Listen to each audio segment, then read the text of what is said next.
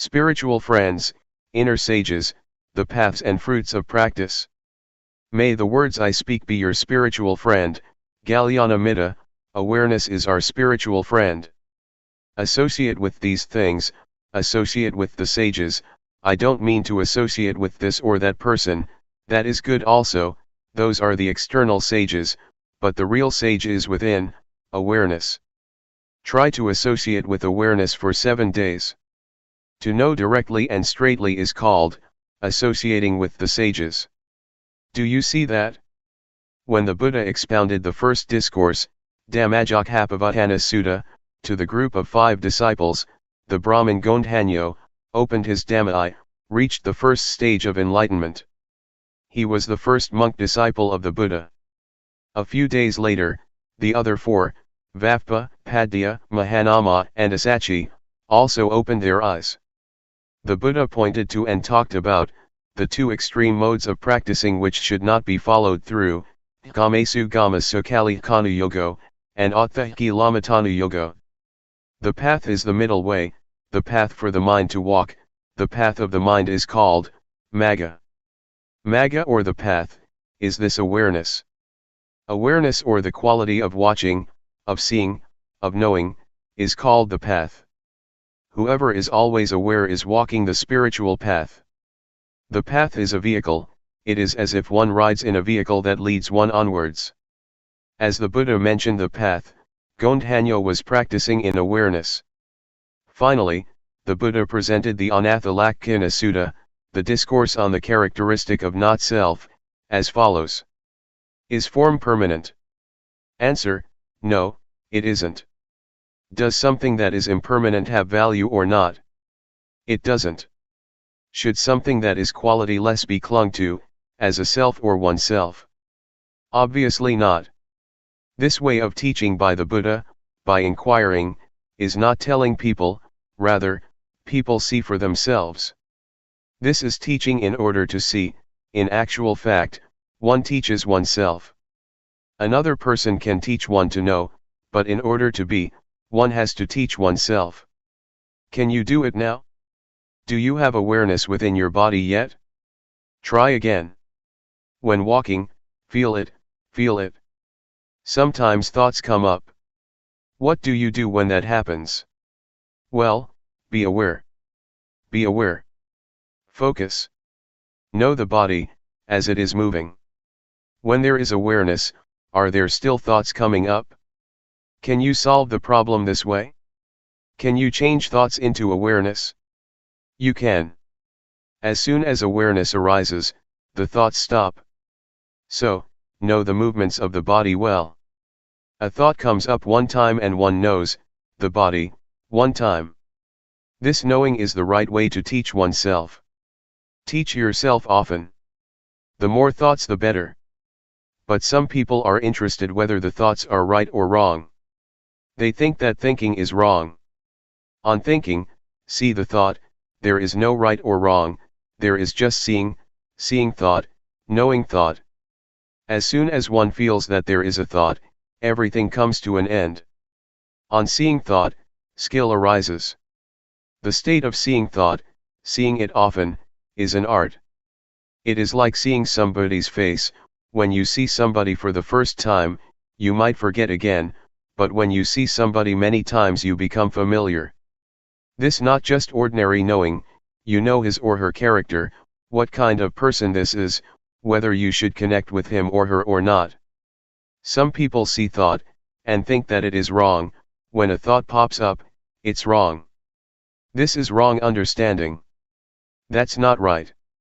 This is similar to that time that I was up at the monastery on top of the hill at Bohome village, Luangpor Teean's village, In my early days of practice, Luangpor Teean wanted me to stay there at that time.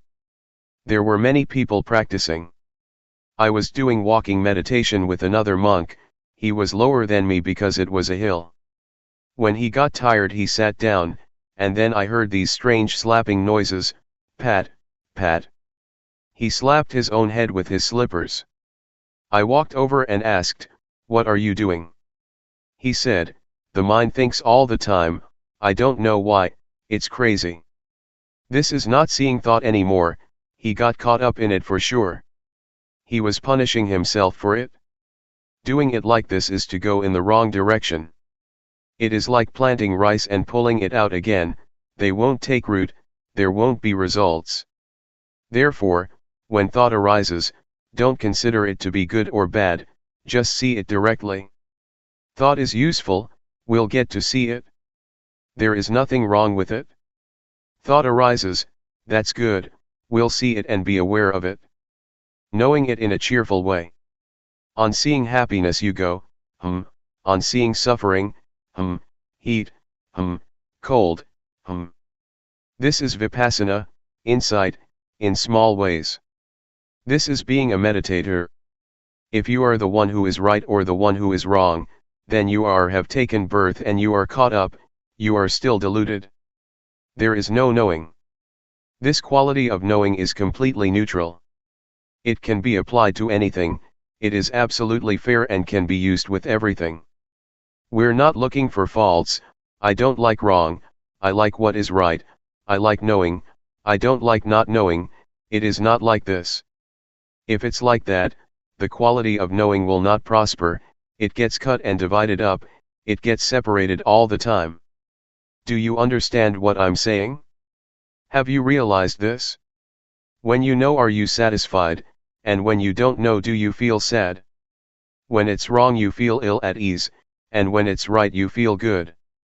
In the past, I've asked people, having short interviews with them at Sukato Forest Monastery. A lot of people used to come to practice. I asked a girl how things were going. She said, "Today it was a real hassle, I don't know what I was thinking, I was all tense. It wasn't like yesterday. Today I was really in a mess." I said to her, "This is not the way that a meditator talks, try saying it another way." She thought for a while and then said, "Today I saw the mind thinking, I saw it being tense." That's the way to talk. In the first version she was caught up, but in the latter she saw it, she became smart. The words I am, are no good, the words I see, are fine. Do you understand? What is it like for us here?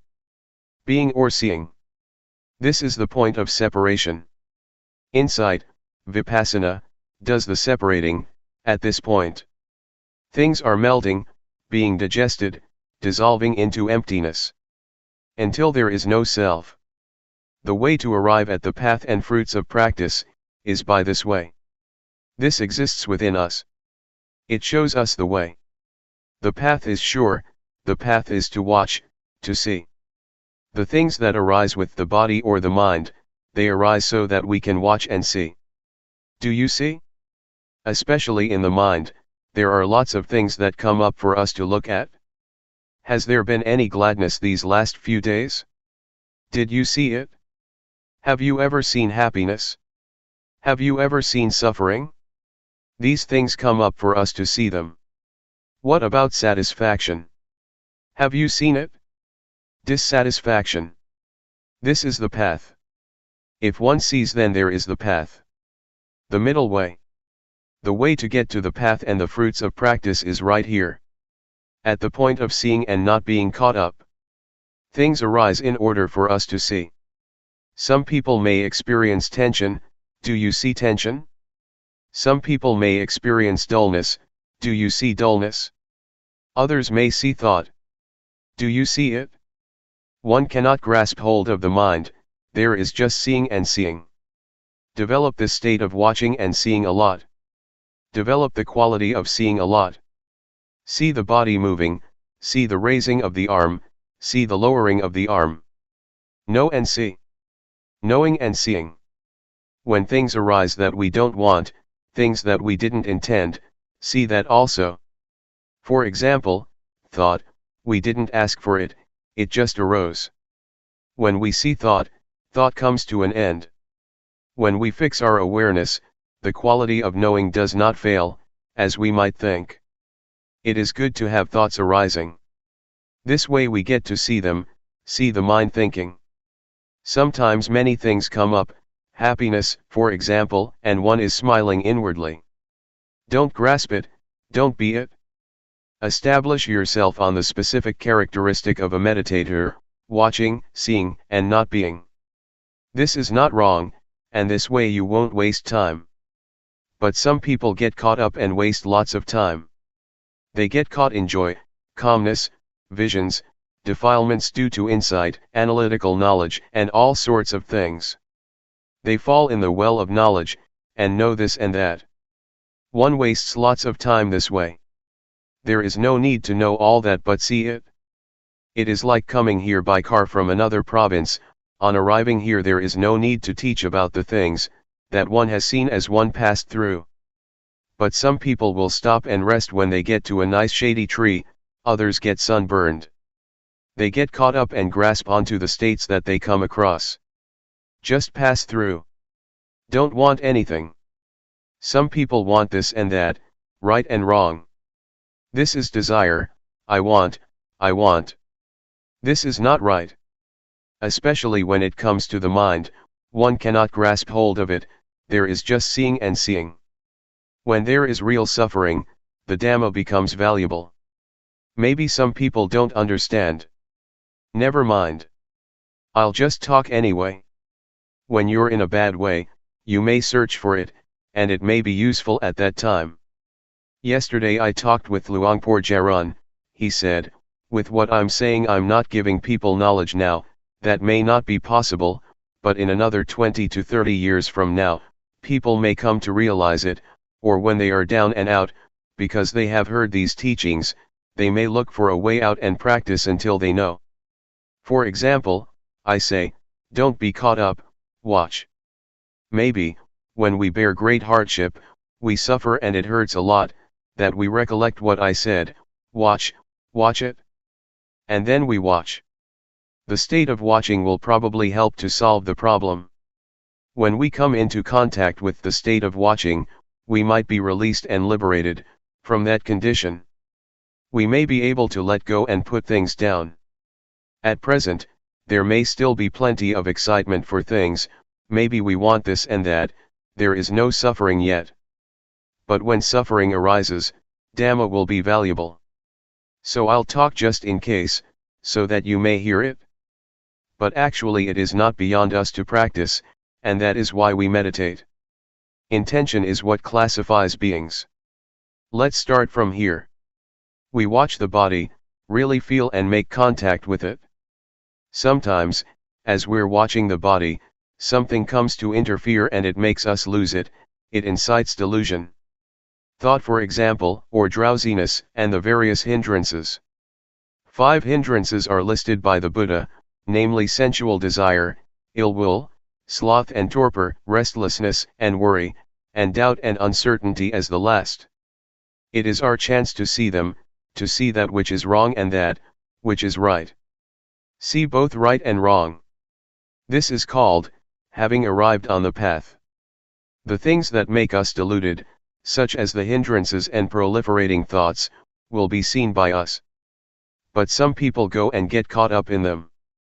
These things are not without value, they teach us valuable lessons when we get deluded. But some people judge delusion, considering it to be wrong. This is a cause for failure in practice. It is not like that. When there is delusion we give rise to knowing, this is a valuable lesson. In this way we get experience, the moment delusion is there once, we have one valuable experience. When many thoughts arise that induce delusion, or sleepiness, we know, and we relate to these things in the right way. These things then have value for us. It is like learning at school, the teacher teaches when the children make a mistake. He or she teaches how to write the letter A. When a child writes an E, the teacher sees that it is wrong and corrects it. This way the children learn to correct their mistakes at the time that they make them. This is valuable. But if a child makes a mistake and the teacher doesn't teach, it is bad fortune for that child. We are the same, when there is something wrong, and we are the one who is wrong, this is our misfortune. But when something is wrong and we see it, and we solve the problem, this is our good fortune. Mistakes are teachers. But what someone else says is wrong is another thing. As we practice here, we know our own mistakes. Whenever we see something wrong, we change it into right. When we see suffering, we change it into no suffering. When we see anger, we change it into non-anger. This is up to us. Others can't help us with it. Others do not see the thoughts in our minds. But we can see it. Other people don't see the anger, desire, delusion, defilements, craving, lust, and torpor in our minds. We have to see it ourselves. We might see these things in other people a little bit, from external expressions, but there is nothing we can do about it. But when we see these things in ourselves we can solve it. Try it out. Don't think you are powerless. As soon as sleepiness comes up, one yawns and drops off to sleep. This is called falling for it. If you get easily sleepy, then find some way to do something about it, don't just give in to it. Fight it a bit. Try looking up to the sky or the top of a tree, look around you, look far away in the distance. Imagine it is daytime, that's not the time to lie down. This is the time to practice, nighttime is the time to lie down. If it doesn't disappear, then get up and wash your face or take a shower, fight it a bit. Don't sit there nodding about. If that is the case, you've really lost it. We have to be awake.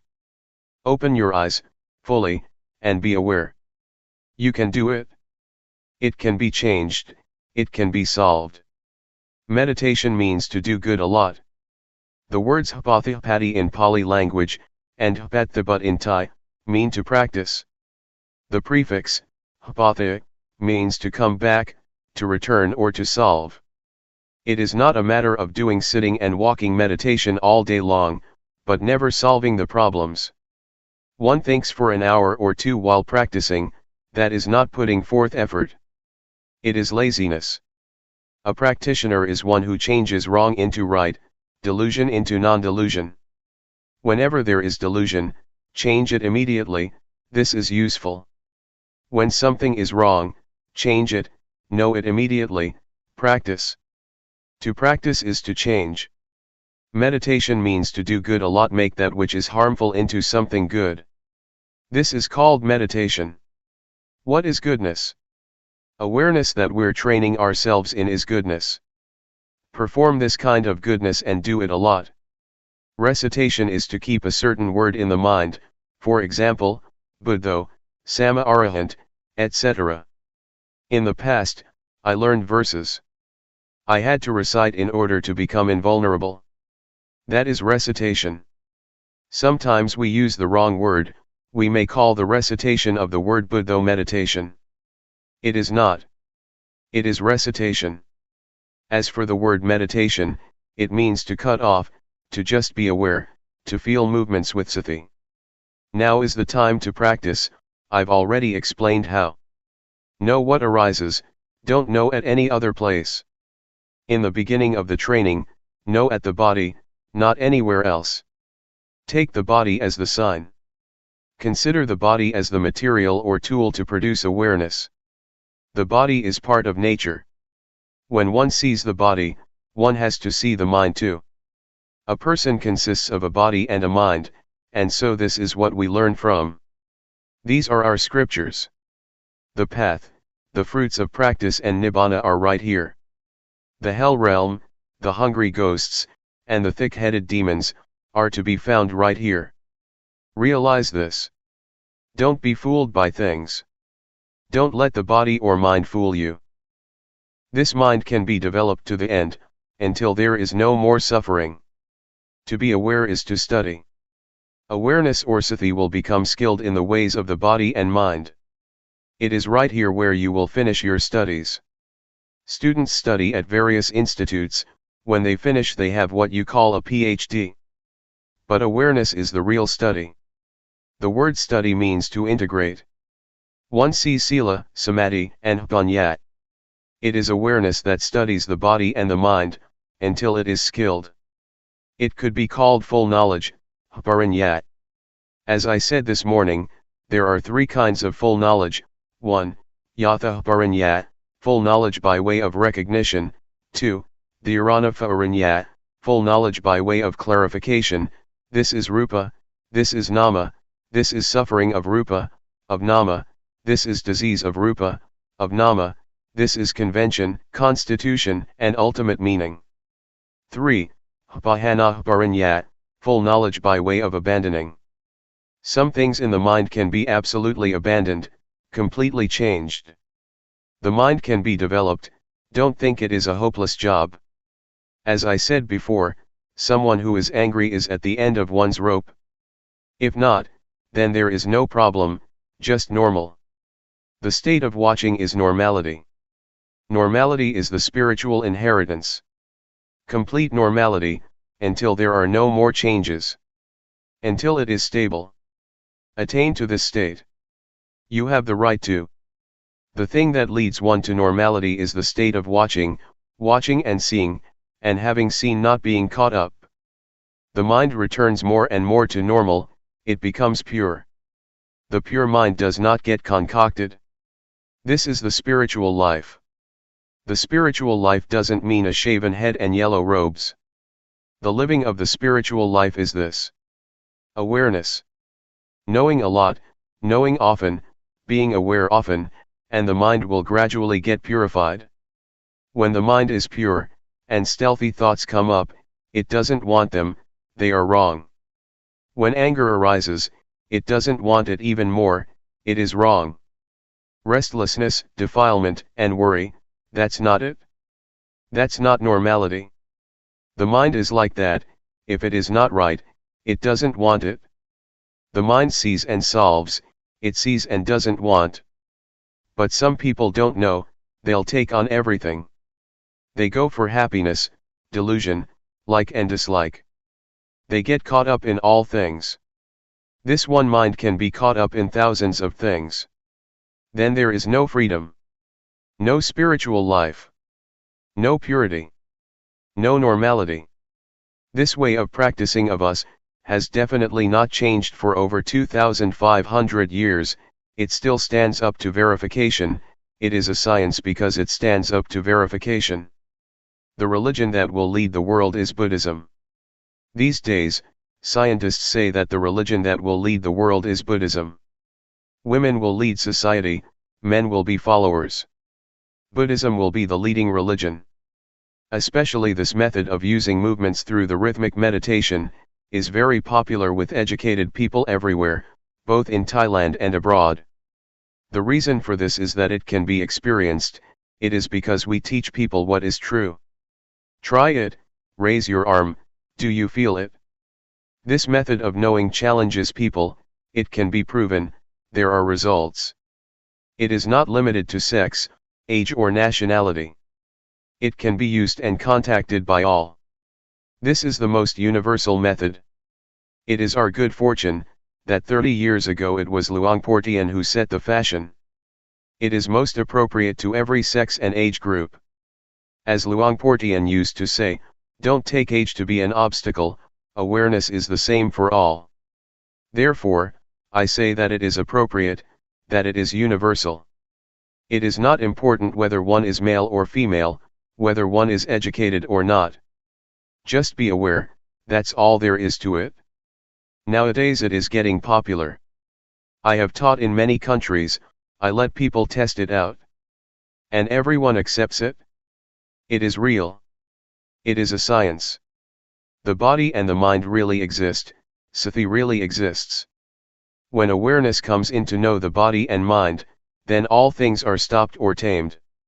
This is the result of being aware of the body and mind. This is the most complete development of life, all suffering disappears, one gains good health and even the economy becomes better. Jump when you fall of the ladder. Before I came here, I gave a talk at Mukdahan province. I talked about the same thing. I'm not boasting, but since I've been practicing I hardly ever get sick, my health is really excellent. That is because of the development of life and I'm looking after it. The Dhamma will protect one. The Dhamma inevitably looks after the practitioner. So don't doubt.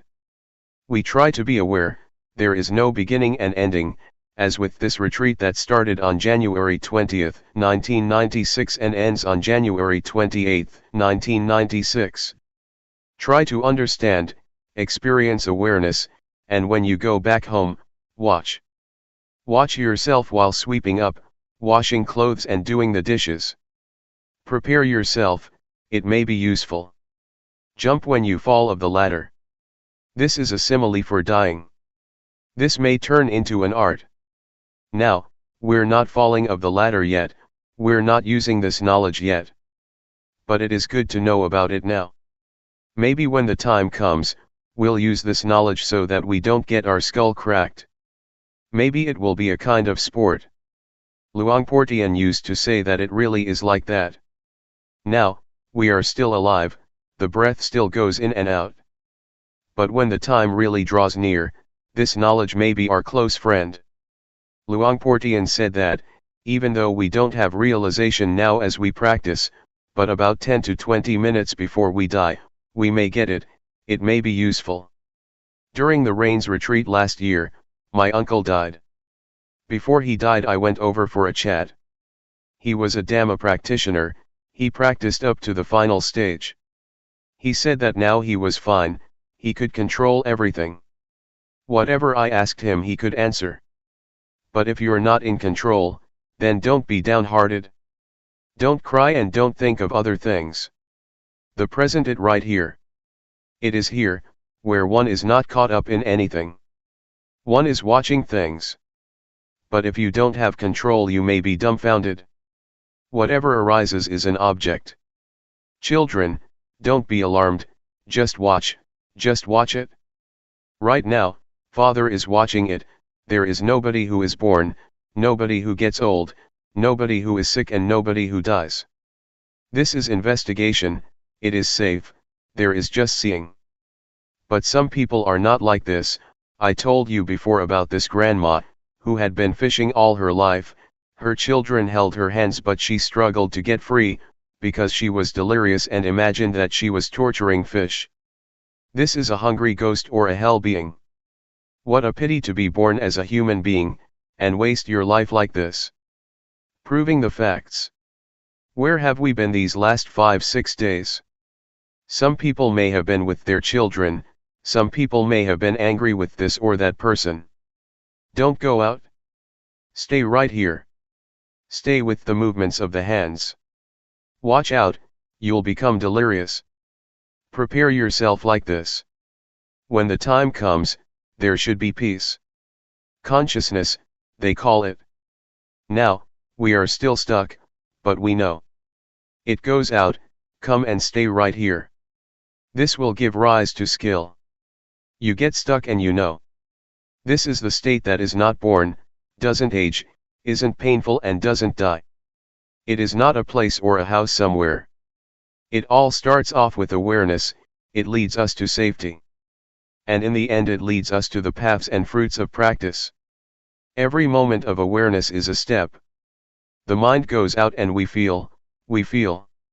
Know a lot, enter into things with the quality of knowing. Both merit as well as virtue and generosity, and even liberation are to be found at this point. Awareness has already cut off a number of things. When we are aware we pass through evil, through revenge, there is no enmity, there is no ill will, there is no love and no hate. Do you see that awareness leaves these things behind? Awareness knows, and knows. It is the end of revenge, the end of danger, it is beyond everything. Is this real or not? This is genuine, this is real. Don't let anyone fool you. These days we get fooled a lot. Some people threaten us with hell and fool us with heaven, this is all external stuff. Try this out and prove it. Don't believe me, everybody should prove it for oneself. Make contact with awareness and prove the facts for yourself. I'm talking about the possibility, I'm your spiritual friend. Whether what I'm saying is right or wrong, you have to see for yourself. Practice today, do the rhythmic meditation. Be devoted to just this, with your whole heart. Do it fully. Whether you do walking meditation or do the rhythmic meditation, sitting under a tree, try to arouse awareness. Little knowing will turn into knowing more. This is our inheritance, our noble treasure. Build it up, you're still alive. Don't wait until you're dead, build it up now. Alright, what I've said comes from the way it is, it's not coming from memory. The things that I've been talking about, exist in everybody who is sitting here. With good intentions towards all beings that are determined, may all good qualities and the goodness that we have performed, be the power that will support and send you to the realization of the way it is, which is safety and immortality, no birth, aging, sickness, and death. 2 Dhamma fragments. A. Instructions. B. The straight way. Instructions, given at Buddha Mandala. The formal practice is really a formula in itself. One lifts up one's hand and one really knows. Raising the hand, one knows, lowering the hand, one knows, moving the head, one knows. No need to ask anyone. It is to be experienced for oneself in the moment. We know and see ourselves. We don't have to wait for even a split second. Turn up the hand and know, raise the arm and know, it is immediate. This is the real thing. What is real has to be verifiable, it is not a mind-made image. Don't go and think that it should be like this or that, just try it out and really experience it. Be aware. If you make the movements just right, one movement takes about 1 second. So in 14 seconds you complete one cycle of 14 movements, that is knowing 14 times. An hour is 3,600 seconds, if we know every time, then that is 3,600 moments of awareness, using the form of the rhythmic meditation. That's a lot. When there is knowing, there is no delusion. Suppose we stay with awareness for 2 whole days, or as the Buddha said, whoever has sati with the body and mind continuously, for either 1 to 7 days, 1 to 7 months or 1 to 7 years, will get one of 2 results, of which the highest is the attainment of arahantship, one who is far from enemies, impurities, one is a noble one, life is smooth, there is no danger. The Buddha challenged us with this. This is where we as Buddhists are lacking. Not anywhere else. Look at this park, Buddha Mandala, everything is huge. Thailand is a Buddhist country and all building projects get constructed. Except for awareness. Being with the body and the mind, there is not much of that yet. And so we're working on this. What happens when we are aware of the movements of the body and the thoughts in the mind? Try out to experience awareness. Steep the body and the mind in awareness, what will happen? Be aware for 10 minutes, 20, 30, an hour. Anybody who knows for an hour or 2 will know the difference between knowing and delusion. We will be able to make a choice, the mind will choose and take what is right. Delusion is not right. Awareness is right. The body can look after itself, when it is hot we take a shower, when it is cold we put on more clothes, when it is hungry we find something to eat, when it is tired we take a rest or a sleep. But the mind doesn't look after itself, unless it has been trained. It takes on suffering, it goes for anger, love, hate, like, dislike and so on. Sometimes it wants suffering and delusion. Some people go and buy delusion, they look for things to indulge in. They cannot remain still. Some people have never trained themselves. But when we train in awareness we can come into contact with it. Then we will be able to sort things out. We will side with awareness.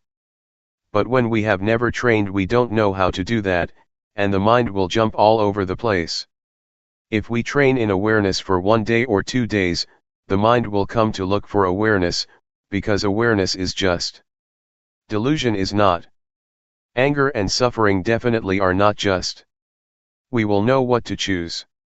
The mind will choose what is right and safe. Now, when we don't train, we don't have this ability, we can't do it and we don't know. Everybody has knowledge, has finished studies and is capable of making a living, but the mind hasn't yet come into contact with the justness of life. We know what is right and wrong according to reasoning. For example, we know that anger and suffering are not good, we know that, but we still get angry, even though we know that it is not good. That kind of knowledge is not good enough. One has to experience things. Reasoning is still convention, it is still not right. Sometimes people kill each other because of reasoning. But in practicing Dhamma, we experience things, we steep ourselves in awareness, we don't use reasoning, it is beyond reasoning, it is ultimate. Reasoning is still convention that is dependent on conditions. But ultimate reality is not reasoning, rather, it is a clear and evident experience. Seeing anger and non-anger has nothing to do with reasoning. Anger is not right. Non-anger is right. When we have experience, we know that delusion is not right, and that non-delusion is right. When we have experience, we don't have to ask anybody. There are no questions in reality, there is nothing to ask, there are only answers, and one has to answer oneself, not somebody else. This is ultimate reality, the truth. And so, we are practicing with this. We've tried it out for 3-4 days already. Testing and proving it. We use the body and the mind for this. What's going on there? You shouldn't think and see before you actually see, be right or wrong before you're actually right or wrong.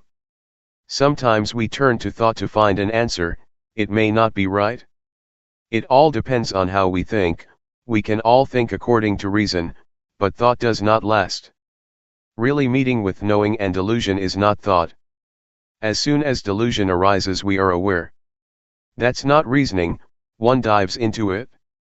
Whenever there is anger, be aware and anger will disappear. That's it. Our minds rise higher and become more pure, there is more experience, more lessons. We don't have to ask each other what is real. Experience and try it out yourself, dive into it. Soak the body and mind in awareness. Try and add awareness to the body. We have a form of practice, using intention. Everybody, put your hands on your knees. Try. Who is the one who knows where the hands are? Are you absolutely sure that the hands are on the knees? Suppose I tell you that your hands are behind you, do you believe me? Yes or no? No. Why not? Because you see and know. Who is the one who sees? Do you see it yourself, or is somebody else seeing it for you? What is it that sees that the hands are on the knees? The eyes. Close your eyes, do you still see that the hands are on the knees? So it is not the eyes. That which knows that the hands are on the knees is called sati.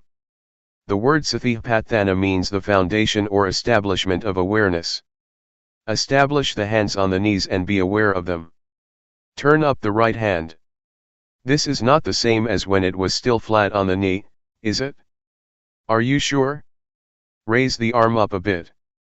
Don't tense up or concentrate. Do it lightly and know. Now move your right hand to your abdomen.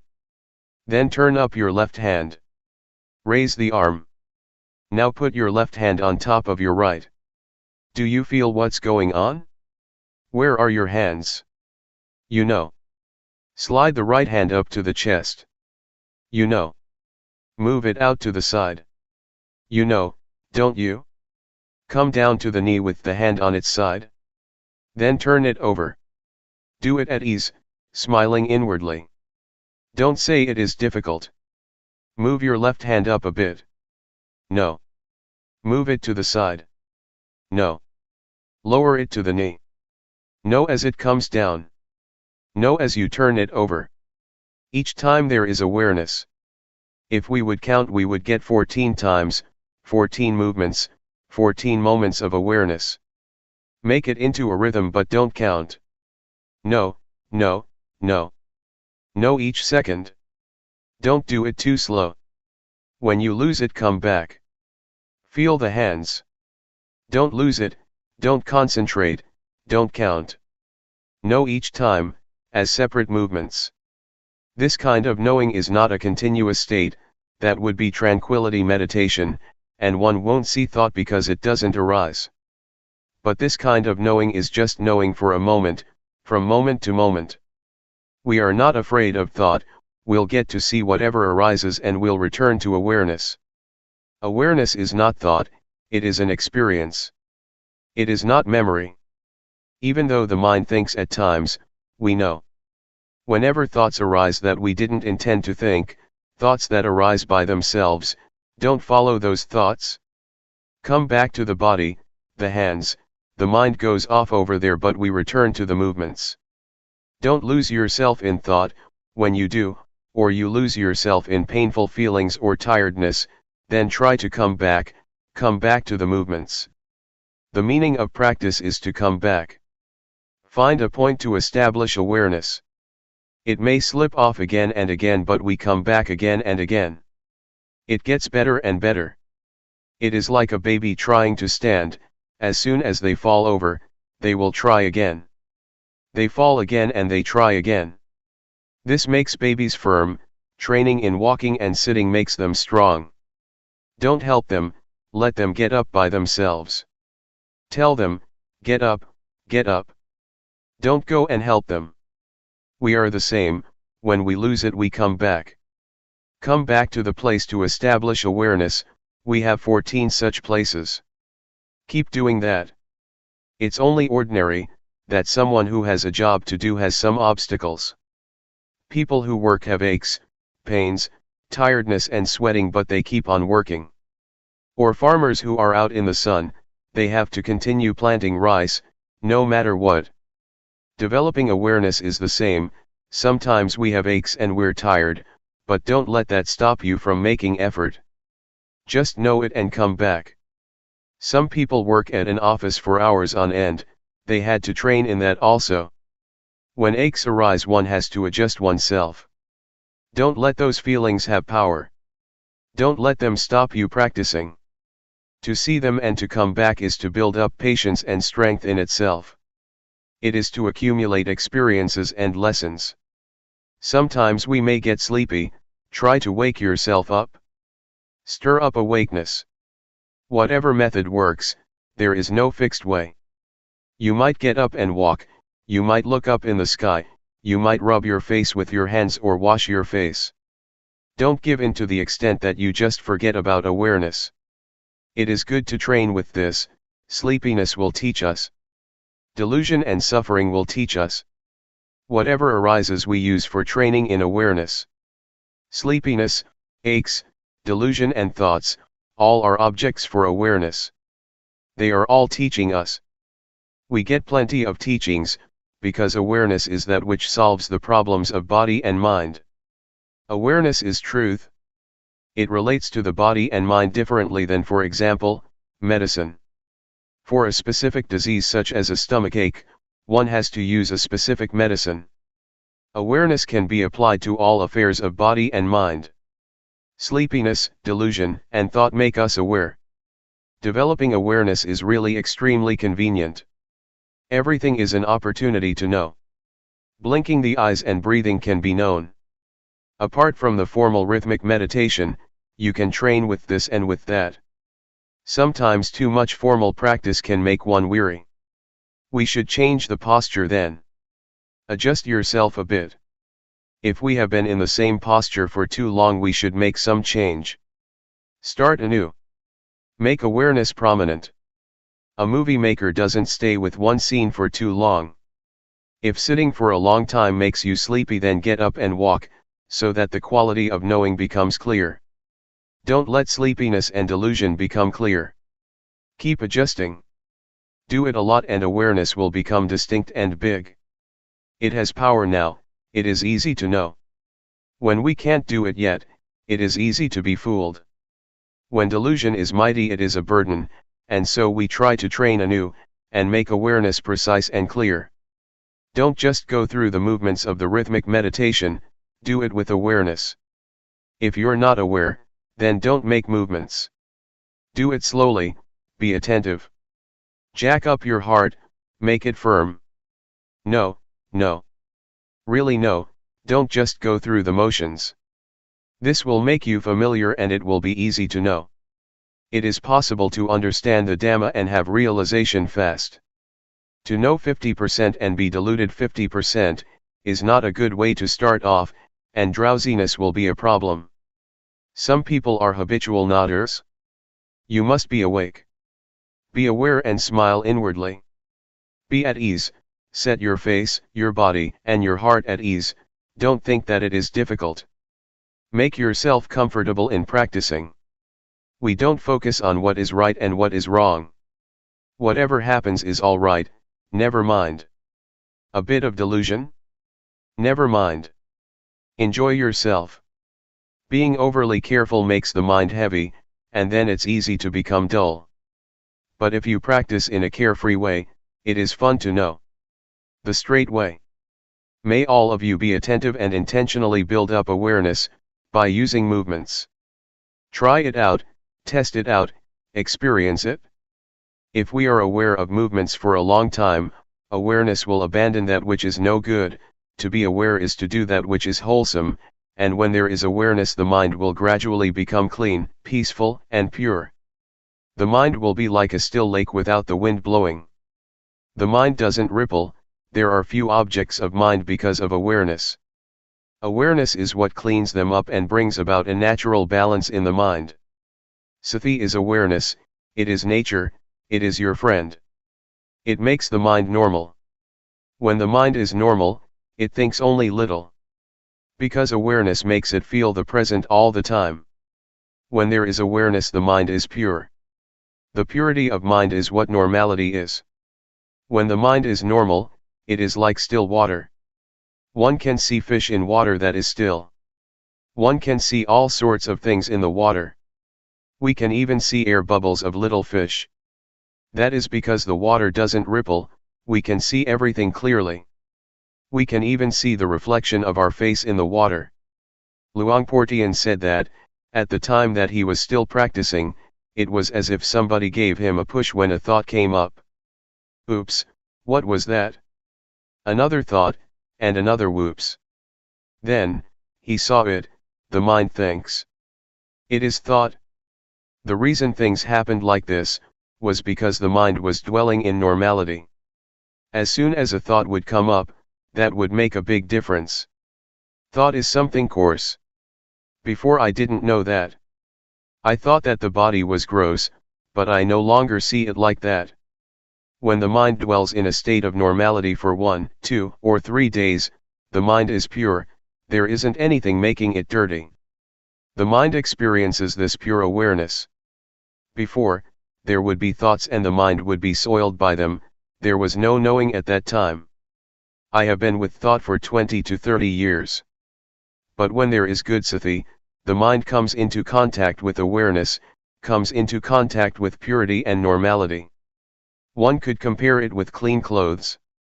Or, compare it to being an adult. Before we were children and didn't know right or wrong, didn't know about cleanliness and dirtiness. On seeing mud we would go and play with it. And we didn't feel disgusted. But when one grows up to be an adult, one sees and knows about things. The mature mind, that is, the normal mind, the pure mind, experiences awareness, and on seeing thought, it perceives it as something out of the ordinary, as something gross. Luangpor Teean said, a thought popped up like a sudden flash. When one sees thought clearly, one, automatically, opposes it. One sees it just like seeing air bubbles of fish in the water ripples, because of the bubbles, and we know. Even when it ripples a tiny bit, we still know, because normally the water is still. When your mind is normal, contacts with normality for 3, 4, 5 days. Some people may experience it to some extent. A thought arises and we see it once. A second thought comes and we see it a second time. We see thought. When there is thought, we know. When there is no thought, we know. When we watch, the mind becomes the watcher. We can watch anything. The mind is one, it is supreme. The act of watching goes straight into things. One could say it is people's weak point. One gets hold of that point. One has a point to watch from. When thoughts come, watch.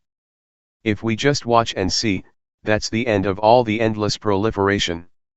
The state of watching and seeing could be called liberation, it could be called letting go, it could be called sila, samadhi, and panya, insight knowledge, jhana, absorption, or the path. The state of watching is the thing that is most right. It can solve all things that are connected with the body and mind, that are connected with the world that exists in body and mind. It deals with form, sound, smell, taste, as well as the eye, ear, nose, tongue, body and mind. The mind thinks, as soon as it thinks we know. The thought disappears. Seeing thought is wisdom. Seeing proliferation and changing it into peace, this is emancipation. Changing conditions, sankhara, into the unconditioned, visankhara. Changing hot into cool, nibbana. It is not difficult to do that, but if you make it difficult, then it is. If you say it's easy, then it is. Some people may experience nibbana, get a taste of it, in little ways. Maybe you'll come in contact with liberation or freedom, or something like that. For example, one day, there might be thoughts arising, proliferation, and as soon as there is awareness, it drops off, it is let go of, it has been put down. You understand it? You realize what it is. Your very thoughts? Don't think that there is something to realize outside of this. Whatever you may meet that is external, that's not it. Don't fool yourself. Don't look for results far away. A wise man looks at what is close by, as a Thai proverb says. Anger, desire, and delusion are over here. Don't depart from awareness, watch things with awareness over here. Now, the mind is all right, it is normal. It won't be long and it thinks again. We watch that. Watch it clearly. Become familiar in watching, and skilled. Be a champ in watching. It is good to see suffering. To see suffering is the most excellent thing. Clearly seeing the suffering of Rupa and Nama. Suffering gives rise to Buddha. If there was no suffering, there would be no Buddha. Don't be the one who is suffering, see it. To see suffering is to be the Buddha, a little Buddha. The Buddha is the one who knows, the awakened one, the joyful one. It doesn't mean a person, rather, it is the quality of knowing, of being awake, that is the Buddha. The state of seeing is a quality, it is the standard of life, it is the path. But the state of being, caught up, is ill fortune, it is bad luck. One can be all things, one can be the one who is hot, cold, hungry, good, not good, or whatever. The state of seeing, on the other hand, is the inheritance of spirituality. In the beginning of the development of awareness, one must do it with intention, intentionally moving the hands and feeling it, feeling it. When you do it a lot, you'll come to love it. If you experience awareness, you'll love it with your whole heart. You feel satisfied and joyful. You feel that you don't want anything else in life. It is right here, fullness of heart is right here. In the beginning some people may not yet be fluent, and not yet see the value. They practice half-heartedly and don't really make contact. But when you make contact with awareness at the hand moving, you will become familiar with awareness. It is not ordinary awareness, when you do it a lot, it turns into responsibility, it is a protecting, it is caring. If we try to experience awareness, love will spring up, we won't be fooled again, we don't want anything else, we are content and we love this method, we are satisfied with it. We were born for this state of awareness. Once we have experience with this method, we are safe, utterly pure, and we don't have problems or suffering. We are diligent to experience awareness, and a whole heap of stuff comes to an end. I'm talking about things that are possible. Everybody can try it out, to build up and experience awareness, and you will come to know the facts for yourself. May you all participate in studying this matter, because I really can't do your practice. Awareness is not something to flatter or extol people with, as some public speakers do concerning merit. I have been speaking on the Dhamma, I haven't spoken about anything else. Dhamma is nature, ordinariness. The things that I have spoken about are things that exist in all of you. I didn't talk about things outside of you. Our duty is to put forth effort and try to develop awareness, being aware of raising the hand. Be aware of the body. As for the mind, don't go and look for it, but when it thinks, then watch and know it. Don't make it into your focus point, just watch thoughts when they arise. At first, try to be aware of the body. Walk and sit. When the mind comes up with a thought, know and don't be caught up in it, see thought. Then, return to awareness of the body. This is the method that I'm teaching you. I speak so you may hear. You are the ones who are listening, reading. Having listened, put it into practice. If this is the way it is, then there is hope for Buddhism. Well, I guess this is enough. I don't talk so much in order for you to remember, I talk in order for you to see clearly. I talk in order for you to go ahead and do it. Answers to some questions and some experiences in training in awareness. Question, talking about not clinging, when somebody who is used to saying whatever he or she likes, gets angry and abuses someone, they let go and feel all right. It seems as if such a person doesn't feel troubled about it. But in fact there is a kind of clinging, isn't there? Luangpor Teean, in such a case, one is completely overwhelmed by defilements, that is not letting go. Rather, the defilements are satisfied, having eaten to their heart's content. Question, but they don't have any suffering, it doesn't make them feel uncomfortable. Luangpor, defilements get to a point where they are full. Swearing at someone makes one feel good, right? Question, sometimes we do things that are not so good, like being angry and reacting in a heavy way, but if we don't think about it we feel all right. Others, who are good people with ideals usually think about their actions. Is that good or bad? Thinking about one's actions is more suffering than not thinking about them. Luangpor, it is good because one looks after one's virtue. There is still suffering, but one recognizes the difference between one's own and another's goodness and badness. One knows what the results of different actions are, because one reflects on them, stepping into other people's shoes. Then, one should learn to let go and take the experience as a lesson, the good ones as well as the bad ones. Question, I've heard a monk say that a practitioner is like someone who learns to drive a car, at first it's awkward and quite difficult. Luangpor, it's like that. Learning to ride a bicycle is the same, at first it's hard to keep in balance, sometimes you want to make a right turn but instead you make a left. Or you see an obstacle in front of you and you try to avoid it, but you run right into it. It takes a lot of sweating and quite some time, before you find your balance. But what's it like when you've trained yourself? Easy, everything is automatic, no matter where you go you're fluent and skilled. Question, it's really hard to train like that. Isn't it better to not train at all? Luangpor, well, then you can't ride. If we don't train our minds we will be servants of circumstances and desires. This will make one go up and down throughout one's life. Question, what was your experience like when you first set out to practice, did you have obstacles or was it easy? Luangpor, oh, it was really awkward and difficult. At first, I felt very uncomfortable and fed up, why do I have to sit here and practice like this? The mind was raising objections like this all the time. But I challenged myself and kept on training. When I had trained myself more and had fixed on awareness more continuously, the mind's arguing began to diminish. There was more awareness and it was more continuous. After that, I found the way. When awareness became awakened, I really found the way. I saw Rupa and Nama. I saw the three characteristics, I saw the states of the body and the mind arising. My life during that period was nourished with joy. The mind didn't wander, there was really clear awareness that was independent.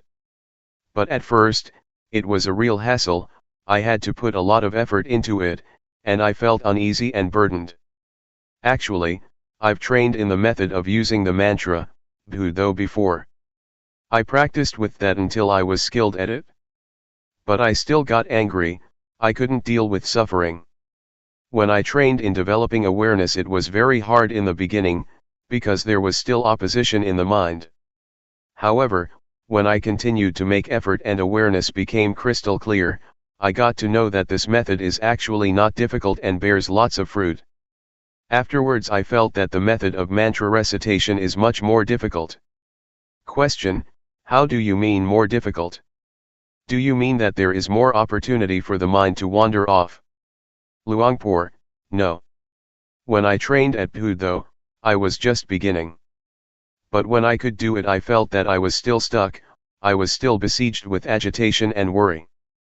Later, when I switched to this method, it was easier than the recitation method.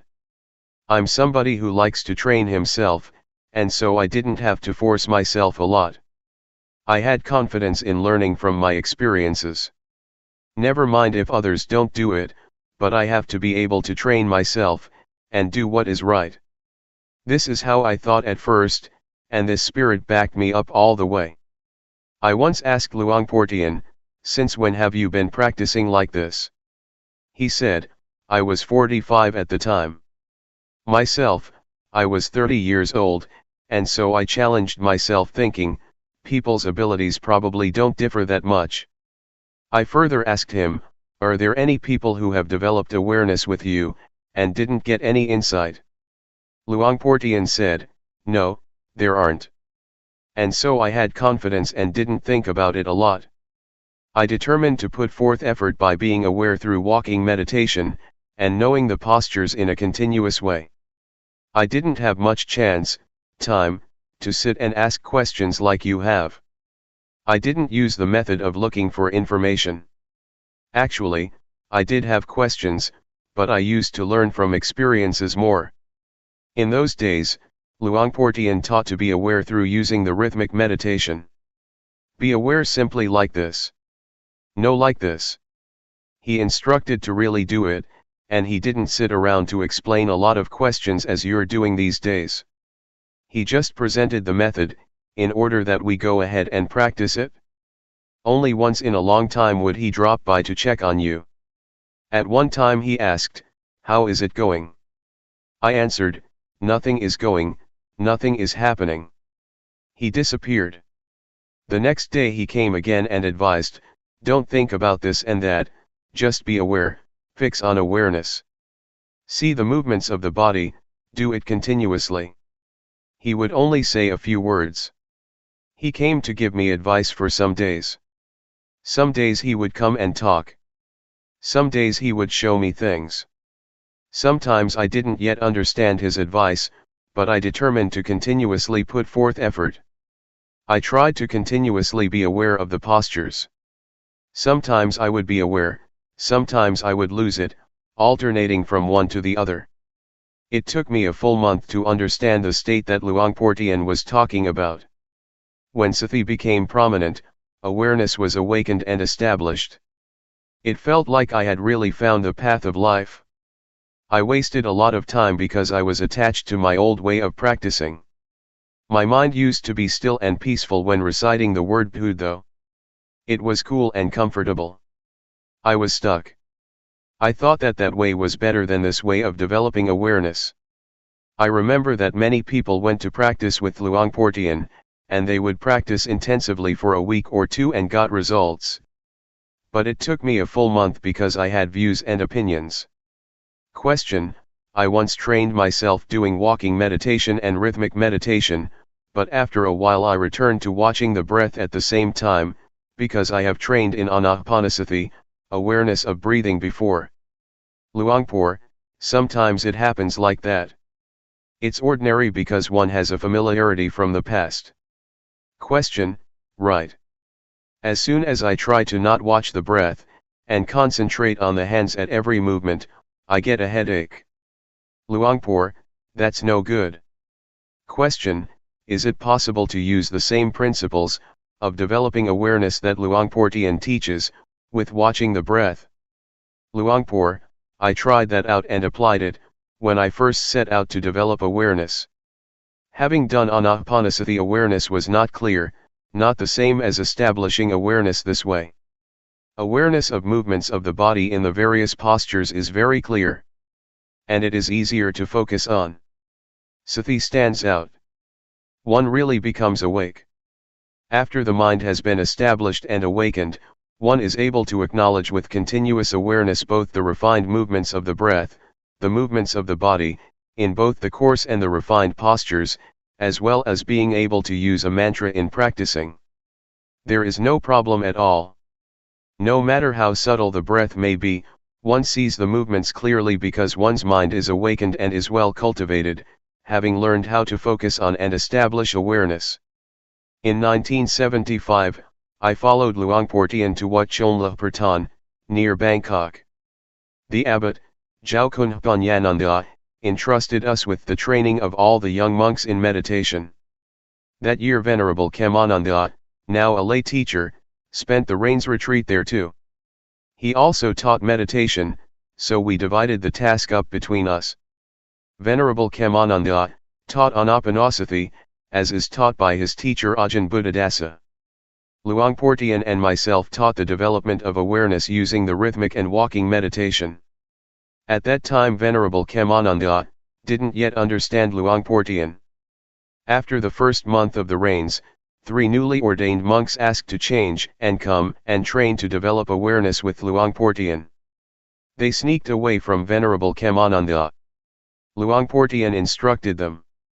Those 3 monks were very determined, they managed to focus on awareness and make it stand out. This gave rise to joy and confidence, and they invited their friends to give it a try too. Venerable Khemananda got to know about this. He was surprised that the young monks were so serious about developing awareness, and so he came to check it out and ask some questions. In the end, Venerable Khemananda tried Luangpor Teean's method to develop awareness, and was satisfied with the changes that took place in his mind. Since 1975, Venerable Khemananda has been an important teacher, helping to train and teach the cultivation of awareness according to the teachings of Luangpor Teean. He has also helped to spread the teachings, and come to an understanding with scientists and young people, at all sorts of teaching institutions about cultivating one's own mind. As a result, government officials and young students have come to try developing awareness more and more.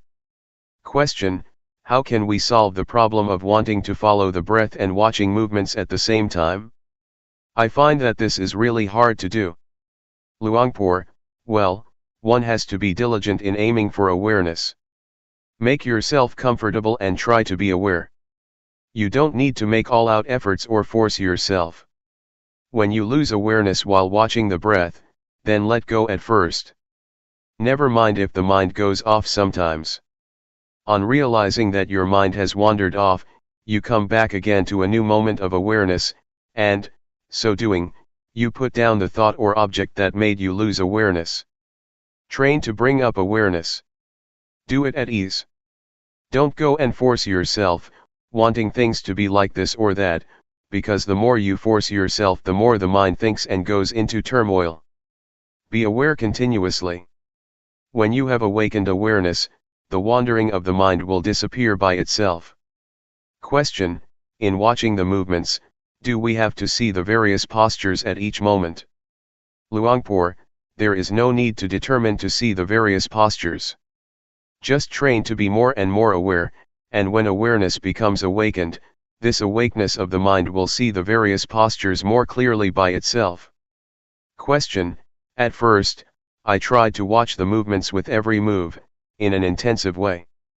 Luangpor, that's not the way to do it. Just train to bring up more awareness, making it more continuous.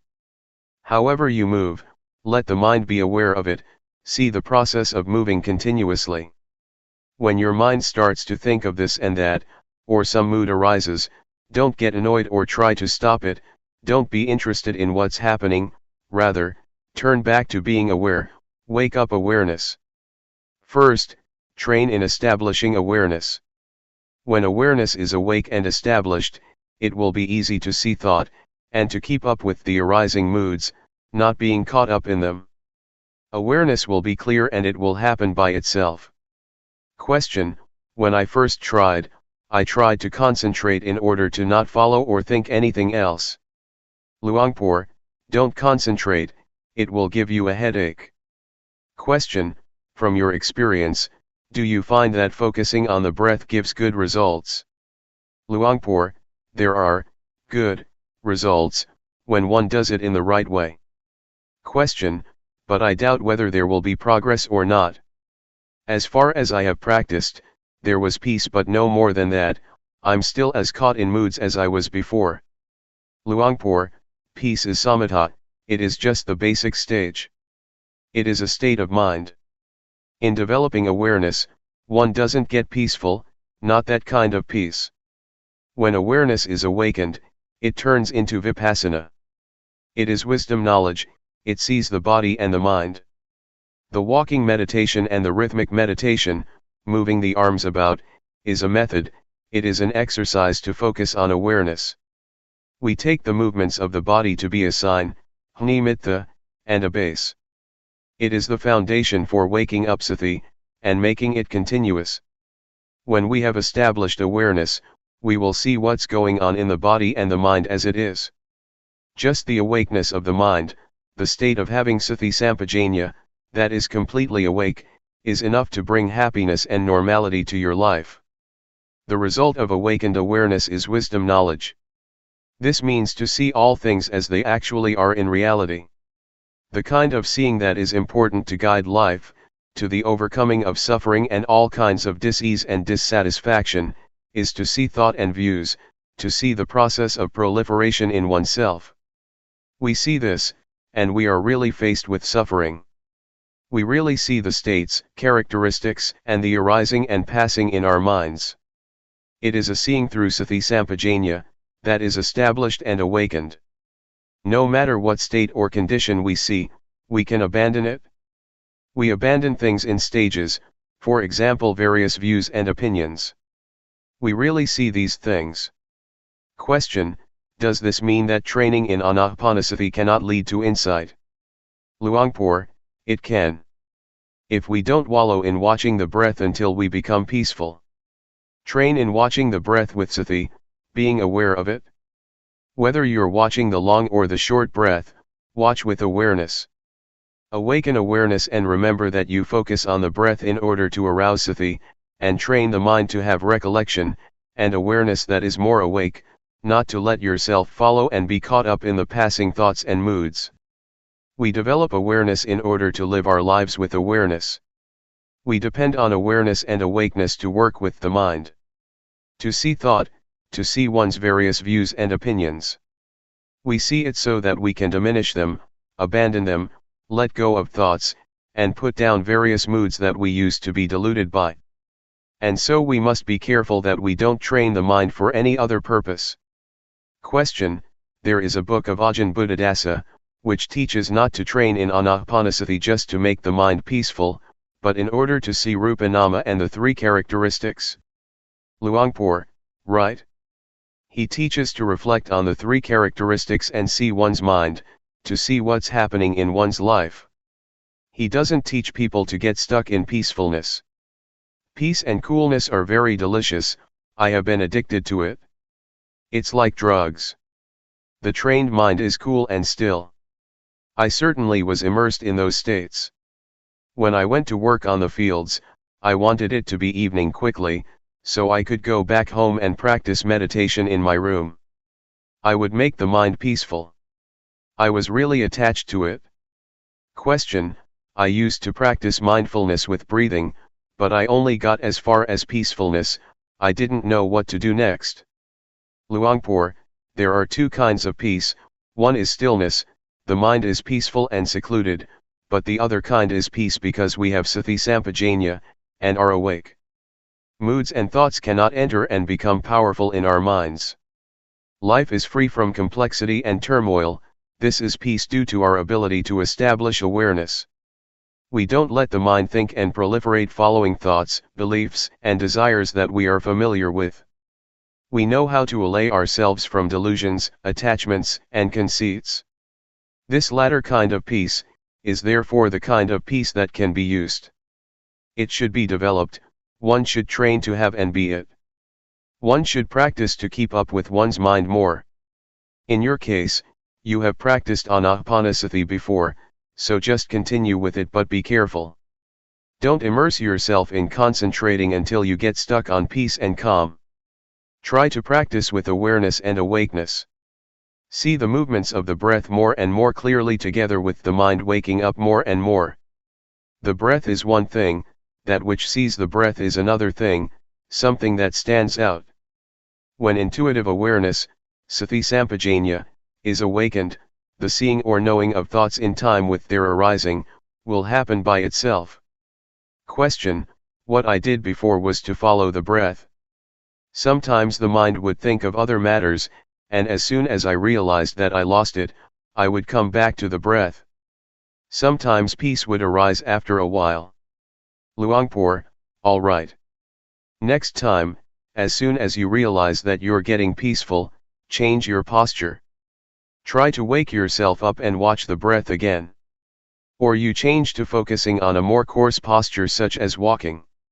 You have to try to arouse awareness, don't just let it stop with the arising peacefulness. Question: sometimes when there is peace, the mind dives down and it is hard to pull it away, awareness is all gone. Luangpor: yes, that is an obstacle. You should change the posture, get up and do this, do that. Rub your face, rub your body. Make sure that you wake up and bring back awareness. Question: as we're practicing, a lot of thoughts that we don't intend to think tend to come up, and the mind jumps around like a monkey. When we have practiced with awareness, does that kind of thinking stop altogether? Luangpor: if awareness really sees it, it will stop. When one is aware and awake, it will really stop. But when starting off to train, we have to have a sign to exercise with. What is recommended are the movements of the body. They are the base for establishing awareness. When we first start off, we shouldn't immediately concentrate on or watch our own thoughts and moods. That is being too hasty. When we have a sign to help us focus on awareness, such as the breath, the postures or movements, we have a way to exercise. We can see the states, conditions, and movements of the breath and of the body. Determine to be aware continuously. As soon as your mind thinks of something, know abreast of it. When you're careless and thought arises, as soon as you realize it, those thoughts will stop, they won't go on. We still do our main duty, that is to say, we continue being aware. Train yourself like this when you begin to practice. Establish awareness and make yourself able to awaken it. Question: but a lot of times we are still restless, which means that there is often a lack of awareness. The mind likes to think about the same old things, the thoughts that we've stopped many times. Luangpor: that's ordinary, we're still absorbed with those matters. We've been immersed in those things for a long time. We didn't use awareness and wisdom to reflect on the various problems, and so that's the way it is. Never mind. It's natural for the mind to wander. Realize it and come back. Come back to being aware again. No matter how many times you lose it, it doesn't matter. When we're more skilled and we can arouse awareness to be more awake and more clear, the jumping around of the mind will vanish by itself. So determine to train yourself. Question: but Luangpor, just to know abreast of thought is not enough? It won't be long and one forgets oneself, and new thoughts will arise, more proliferation. It goes on incessantly, going round and round in circles. Luangpor, when we're determined to put forth effort and train to focus on awareness, we will know abreast of objects and thoughts more often. We clarify awareness, we know when we lose awareness. This knowing will mature into a sense of being awake that stands out. It is not like the sleepy kind of awareness that we used to have, sometimes knowing, sometimes not knowing. Our lives are carried away by mental objects, but we begin to realize it, we cultivate awareness and we become more awake. We can part with the whirlpool of thoughts and desires. We gradually get more skilled at doing that. In the end, our recollection and awareness will be awakened and established, that is the foundation of awareness, Satipatthana. One sees the body, the mind, and the movements of various things as they really are. The seeing develops until it becomes the great foundation of awareness. That's what happens finally. But before we mature up to that point, we first have to face obstacles, and train to understand and go past them. Question: when we know abreast of the various thoughts, they stop by themselves, is that right? Luangpor: right. The stream of confusing and chaotic thoughts will stop because of this very awareness. Question: it has been said that by just knowing, defilements shrink up, that is to say, if we are aware, defilements will stop. I don't understand how this works. Luangpor: Sati has power, its function is to know thoughts and all kinds of desires. It is like a boxer, every time that there is realization, it conquers. Originally, we let the mind go where it wants, however it thinks, whatever it wants to possess and be, we follow all these things with our thoughts. It is a habit and not a clever one. To realize that we are really caught up in thinking and dreaming, only being interested in our own minds, comes to a point in our lives where we have a nasty problem, suffering arises and we feel heavily burdened and tense. Then, we go and train ourselves, we develop awareness. We turn away from the world of thought that we were so familiar with and absorbed in. We train until we are skilled in awareness and we are awake. The world of thought that used to be so real and serious, starts to dissolve. Feelings of anger, dissatisfaction, jealousy, feeling fed up or whatever feelings that used to be powerful, begin to disintegrate at the moment that we know how to establish awareness. This is because we turn our minds away from the way we used to use it, for unwise thinking according to our wants. Question: if the fruits of training the mind in Buddhism are as high as that, then why do many meditation centers still teach concentration, in order to become peaceful and pacify defilements by holding them down, which is a way of practice that is very well known? Luangpor: it is taught because peace, and knowing how to suppress one's defilements and craving, not disturbing others, is a good thing. But we should realize that it is not enough, because it cannot solve the problem of suffering. Defilements and cravings still exist, still arise. The mind is still hot. We can suppress them, but when they have too much strength, lots of problems will ensue. To sum up, the kind of samadhi where one sits still and in peace, is a good thing, but it is not enough, if we wish to truly bring about a change in our lives. Question: do the words following thought, with knowing, and knowing thought, mean the same thing or not?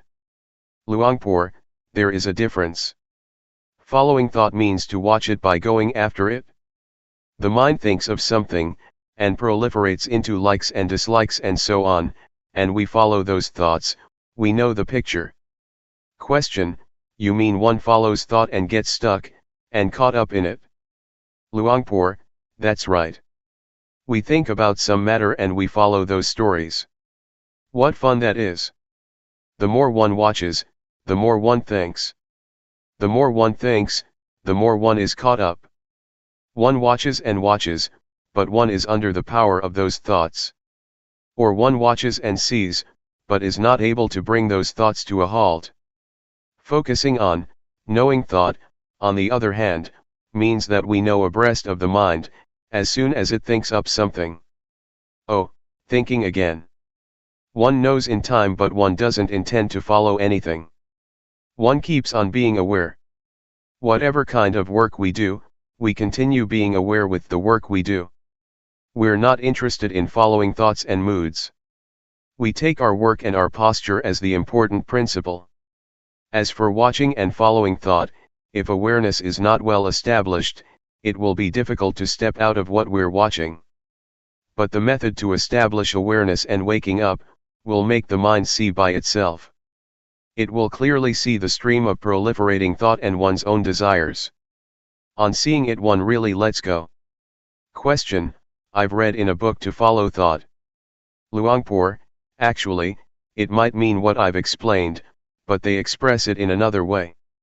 Question: I still don't understand how we can watch our own thoughts, because as soon as we watch thought, it stops. Luangpor: it's like this. I once taught an old monk. He was determined to practice, and said he would stick with me indefinitely. A few days later, after the meal, he brought his bowl and shoulder bag out, and took leave of me. I asked him, "Where are you going?" He said, "I'm going back home." I said, "What is it that has led you to come and say goodbye to me?" He answered, "Thought. Thoughts are saying that I should go home." I then said to him, "A few days ago you asked to stay with me indefinitely, and today you want to go back already. Do you see it, how thought deceives? Is it true or not? One moment it makes you come, and the next it makes you go. Are you going to follow everything thought tells you?" The old monk put his things down, and after a while he said, "It's true, I really follow what thought says." As soon as he regained his awareness, he went back to his hut and continued to practice. Do you see what I mean? This is the result of following one's thoughts. One completely loses one's direction. Question: when the old monk came, he, also, followed his thoughts, that is, he came because of desire, is that so? Luangpor: yes, he came out of desire, but having come, I instructed him to be aware and keep up with thought. Sometimes desire is a good thing, sometimes it is bad, it can be both, so know it in time. Know in time your desires to come and go. Don't be careless and get fooled easily. Train in awareness. Otherwise you will lose your way, going with your thoughts. Don't be carried away by them. Question: what do the four great foundations of awareness consist of? Luangpor: the word great, maha, means so much, that it is more than you can use. A millionaire wouldn't use it up in his or her entire life. It is an enormous amount. According to the scriptures, there are four foundations of awareness, namely, the foundation of the body, of feelings, of mind states, and of mental objects. But when we talk in terms of practice, we can summarize these as training to establish and awaken sati sampajanya, to see the body and the mind as they really are. The body is rupa, see the movements of it. Be fully aware, awake, and ready. No matter what state or condition the body is in, our minds see and realize it clearly. As for feelings, mind states, and mental objects, it all boils down to thought. See these things at their source, at their cause, namely at the mind, at the movements of thought. And so the genuine principles of practice urge us to start off with the body. We take the body to be assigned to train in awareness. We take the postures and work as our base for training in awareness. This is the beginning of the training. This is called working with the body. The main objectives are to be experienced in living and being with intuitive awareness, to know how to establish awareness in daily life, and to wake up to reality. We used to drift along and be fooled by all kinds of thoughts and desires, and now we change and turn into one who is aware and awake on a regular basis. Whatever kind of work you do, know how to use awareness and focus with awareness. At first we must put forth quite a bit of effort, because we go against the stream of thought and old habits to indulge. The Buddha therefore advised to train and establish awareness first. No matter how we lose awareness, when we realize it, be aware of your body, the posture, or the movements. Take this as your standard. Don't let yourself drift along with thoughts and moods that sneak in. They will make you fed up and irresolute.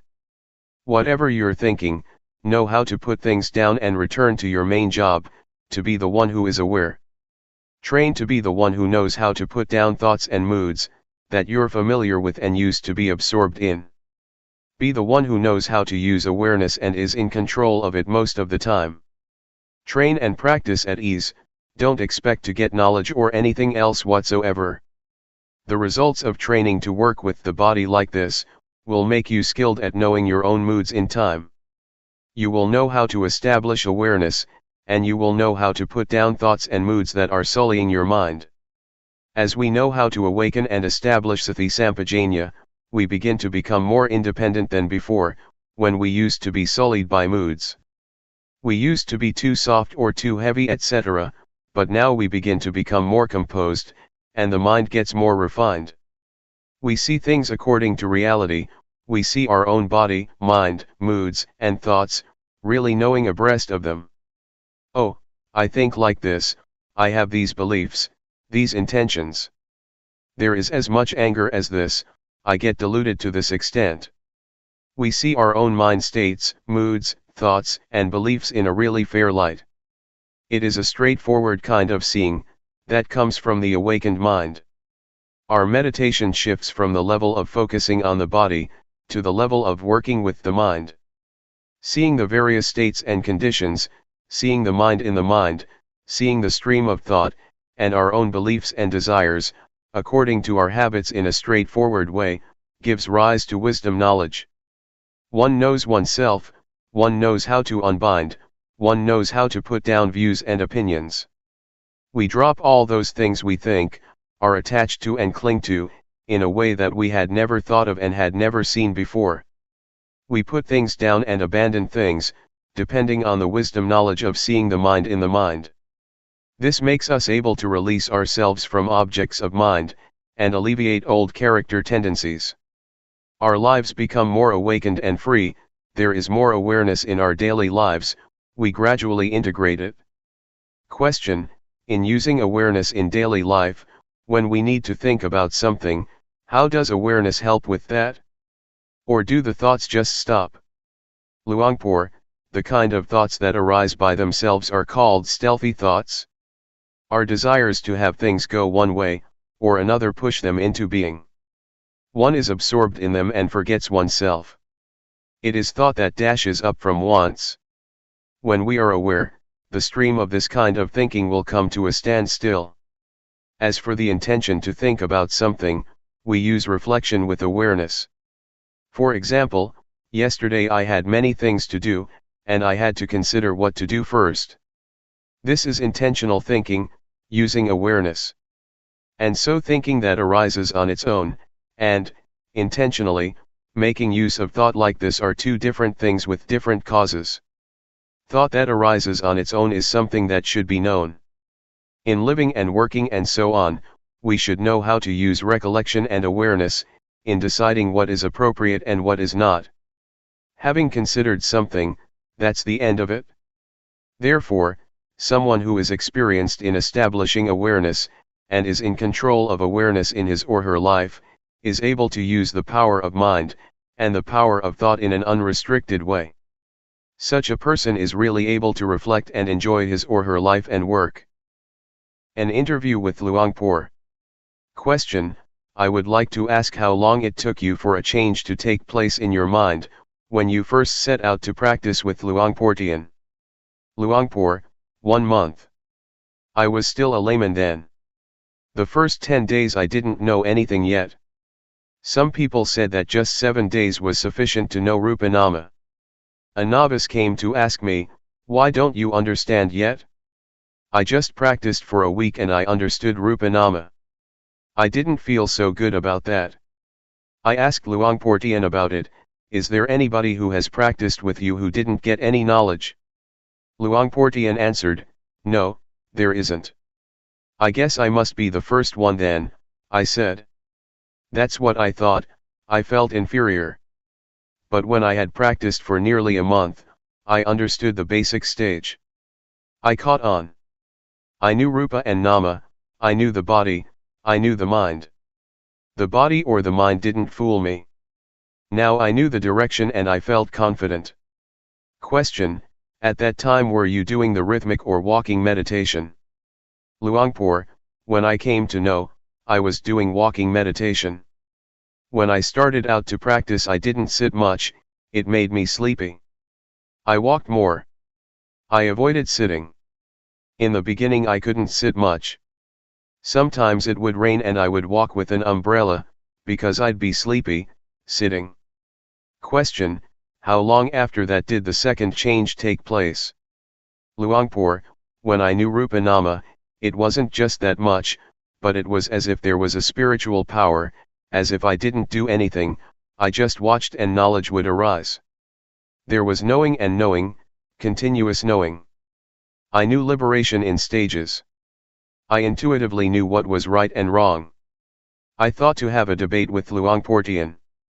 If he would not accept what was right, for example if he would not approve of my seeing Rupa Nama, I would insist. I was confident. I knew convention, merit and demerit. Something had dropped off the mind but I had to train more. When I came back here, I ordained and continued to practice. I came to know Sila, Samadhi and Panya, virtue, firmness of mind, and wisdom. I realized that after I got it. I think that I knew the direction to go in since the first year, but I hadn't practiced all the way yet. It was as if everything was ready except that I hadn't done it yet. In the third year, I really came to understanding, I got the answers to life. At the time, I didn't know or imagine that I got there. Question: that was the final change, in your third year, was it? Luangpor: yes, that's right. Question: what was it like during that period? Luangpor: I don't know how to describe it. Things that used to be there disappeared, both physical and mental things. Things that had never been there appeared. I'm not claiming that I am an arahant, fully enlightened one, but a change took place in my life, something that has never happened before. For example, attachment to the body is finished. That which has arisen I can use up to this day, it is not wrong. The things I used to identify with, I no longer identify with, it is completely finished. Question: what about the knowledge you used to have about magical charms, verses and spells? Luangpor: that's all finished, finished since the beginning, since I knew Rupa Nama and convention. The identification with being a good person, someone who knows a lot about superstition is finished altogether. There is nothing to doubt about. Since that day, I'm not stuck, not attached to ceremonies, rituals, and so on. Before, I used to be deluded by convention. Now, there is not a trace of delusion left. When I went home I was a different person, it was like being born anew. Previously, when I was at home, I would tie white string around the wrists of my relatives and friends, I would do this and that. But now, I've stopped, I won't do it anymore. One ought to believe what one can experience for oneself, we are the owners of our actions, karma. I told my parents and relatives to quit all the superstition. Question: did you sit or walk, that final time? Luangpor: it happened after the meal, I was sitting. Question: it was in the morning then? Luangpor: right, I was doing the rhythmic meditation leaning against a small tree. Question: where was it? Luangpor: at the Budayana forest. That day, it was getting close to the time to have the midday meal. After the meal, all the monks got up and left but Luangpor Teean and I were still there. Luangpor Teean asked me why I didn't get up too. I told him my experience. He said, "You're stupid, when things are separated like that, come back here. Come back to awareness." He looked at me and said, "Do it again." So, teachers are necessary when one is not skilled. Because of this, I would like to say that Luangpor Teean was the teacher, the one who gave birth to awareness and wisdom. Nobody had ever taught me this, other people only teach and know other things. Question: what was the first thing you thought of, after you had put things down or had been liberated? Luangpor: I thought of my father and mother. That it is natural for parents to raise their children. That people are willing to go through a lot of difficulties and suffering precisely, so that those who are born may come to know this thing. I thought that if people can actually get to know this, then it can be taken that there has been a purpose to the naturally created world. Parents who raise children do so for this very reason. If a child doesn't get to know this point, then it will have to be reborn. That was what I was thinking, that one is born in order not to be born again. I felt that whatever Luangpor Teean would want me to do, I would oblige and have confidence in him. And so I went to ask him, "What do you want me to do?" He said, "If the state that arose is real, then help me to teach, help me to talk, teaching people, other than that there isn't anything to do." Question: when you were thinking of your parents, did you feel like helping them? Luangpor: I did. As soon as I had this knowledge, my mother was the first person I went to see. I urged her to come and stay at the monastery, but she said that she couldn't stay at a place that is a charnel ground. And so I searched for somebody to keep her company. The mother of a fellow monk and relative was willing to go. I also induced the headman of the village to train himself, thinking that they would realize what I had realized. But when I taught them, they didn't get results. At first I wanted all people to be under my guidance. I wanted to teach everybody because everybody has the same potential. The duty of us human beings is to come to this point. It is a path in itself. To go in any other direction is not right. I still hold my mother to be the most important person. I will continue teaching her until I die. These days I still try to teach her. If I didn't have a mother, I probably wouldn't be here. Question: how old is your mother? Luangpor: she's 80. Question: and what about your father, is he still alive? Luangpor: my father died when I was still small. It would be good if he had still been alive. He was a very serious and good person. Everyone in the family and the village accepted, loved, and respected him. He had no enemies. He thought in good ways. It's too bad he died. Question: how many children do you have? Luangpor: just one. When I took ordination my wife was 4 months pregnant. Question: was it very hard to make that decision? Luangpor: at first I was only 50% sure about what to do. I was worried about it and what people in the village would think of it. I am not a bad or low kind of person. The villagers respect me because I use my life in a way that is worthy. I'm not lazy and I'm not detested by society. People used to respect me because I was a magical healer. If a woman was pregnant in our village, people would say in a straightforward way, "Don't go off anywhere, stay at home and be a refuge to her." Because of this I was worried, and I was only 50% sure.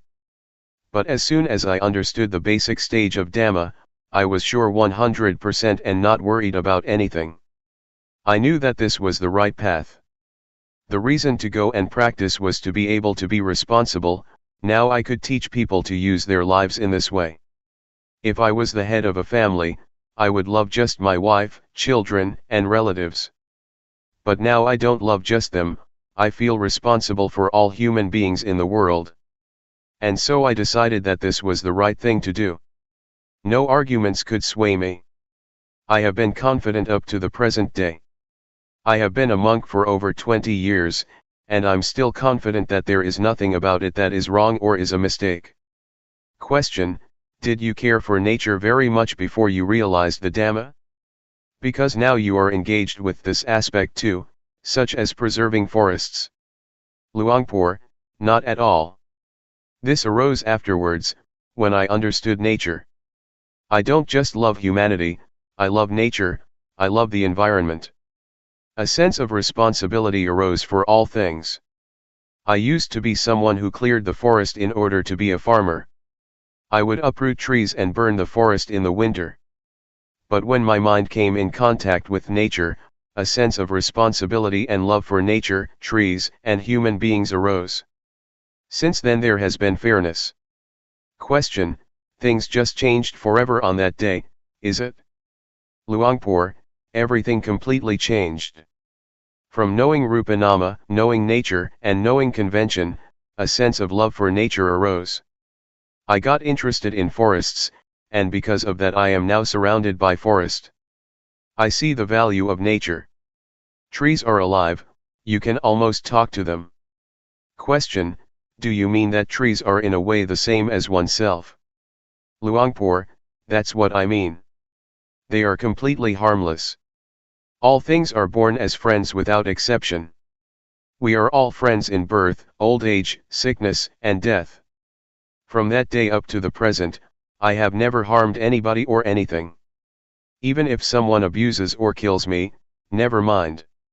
Question: you told me that your health was not good before, but after you realized the Dhamma it got better.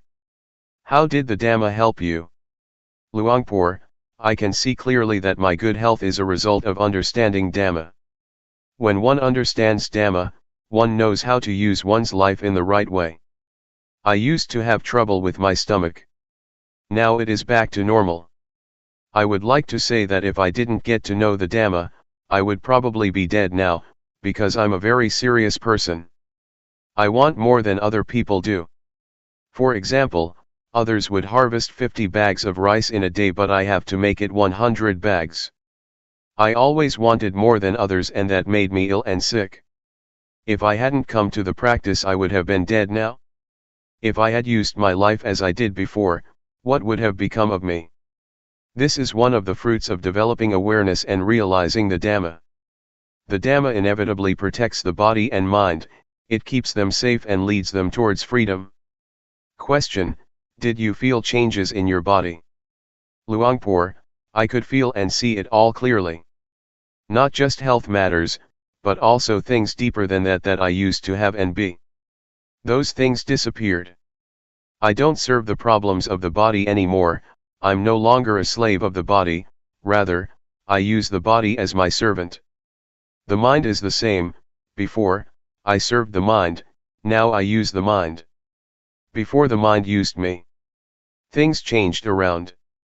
To give an example, heat, cold, and hunger used to be powerful, defilements and craving were powerful, they would concoct a lot, but now they don't have any power at all. I use them. There is no problem with the body or the mind. I will remain like this, right here.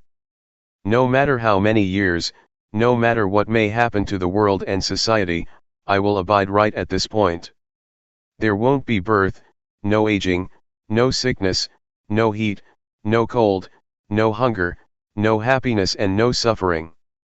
I will be here, right here, where there is nothing to be, nothing to have. Question: I have heard Luangpor Teean say that, a few minutes before death everybody will experience the same point, that you just described. What is the meaning of that? Luangpor: there is a place. It is as if our bodies have a place, a home. When it rains, do you stay outside, soaking? Where do you go? When it rains we have to avoid it and find a shelter. When it's hot, do you go and sit in the blazing sun? The body won't agree to that. It wants to get out of there. The mind of someone who has trained well in developing awareness is even more so. When there is awareness, when one is aware, an inclination to get angry arises but anger doesn't arise, an inclination to suffer arises but suffering doesn't arise, the mind won't go for it.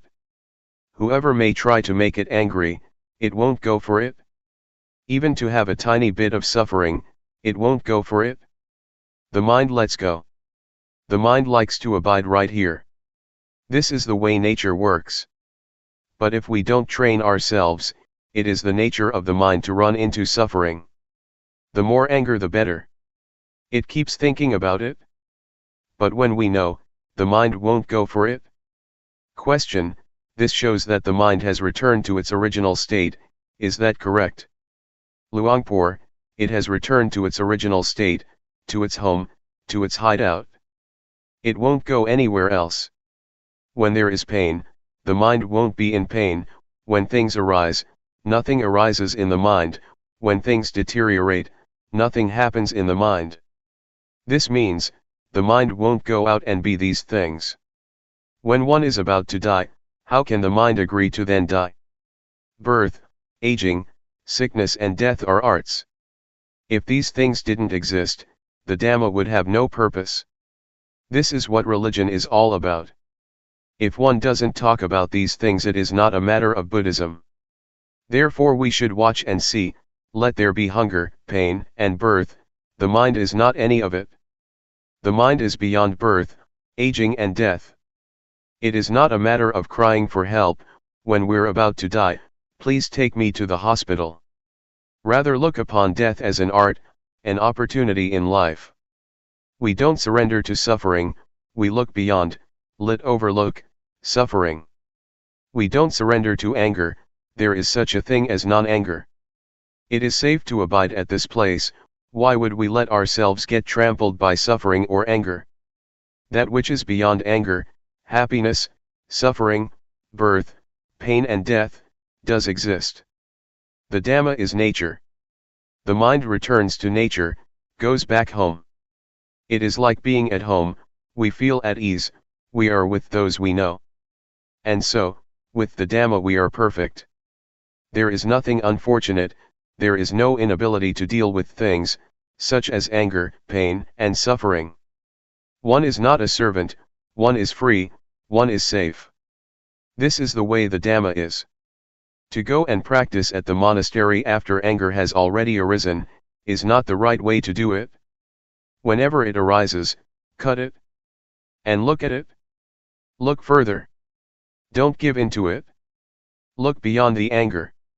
Do it like this. You must build up awareness. If we don't cultivate awareness, we won't have it.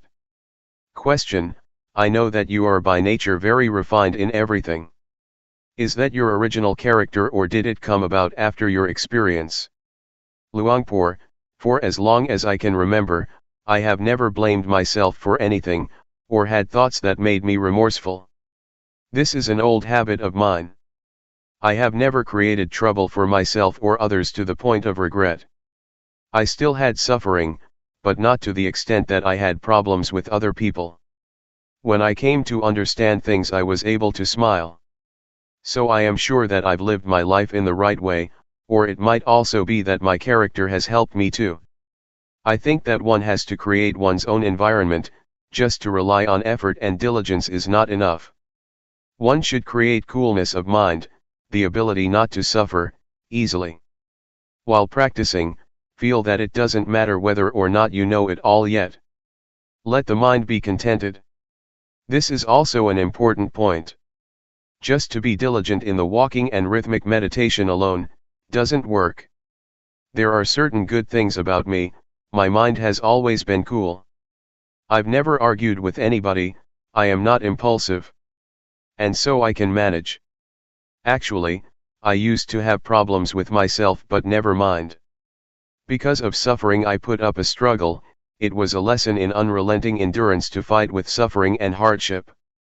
My father died when I was a kid, and I had to overcome obstacles and take on responsibilities. I struggled and economized, I restrained myself and kept cool. This is my background. It would be good if you had some of these qualities too. Don't be impulsive, don't be in a hurry, don't be flurried. First think, never mind. Make this your base. Whether you gain or lose, whether it's right or wrong, never mind. You still have a chance to deal with things, namely by living in the right way.